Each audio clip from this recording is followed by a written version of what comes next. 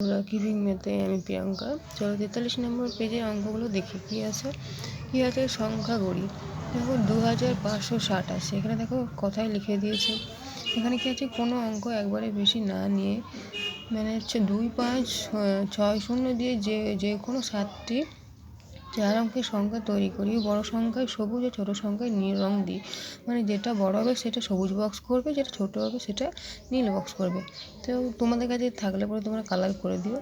তো এখানে দেখো একটা কথা মাথায় রাখবে, এই যে শূন্যটা কিন্তু কখনোই আগে বসবে না, কারণ শূন্যর কোনো মান হয় না। শূন্য যদি আগে আসে তাহলে 3 অঙ্কের হয়ে যাবে, তাই শূন্যর কোনো মান হয় না বলে শূন্য আগে আসবে না। তাই এই যে দেখো আমি করেছি 2605 করেছি, দেখো কোথায় লিখে দিয়েছি। আবার 5602 করেছি, কোথায় লিখেছি। আবার কি করেছি 6520, এটাও দেখো কোথায় লিখে দিয়েছি।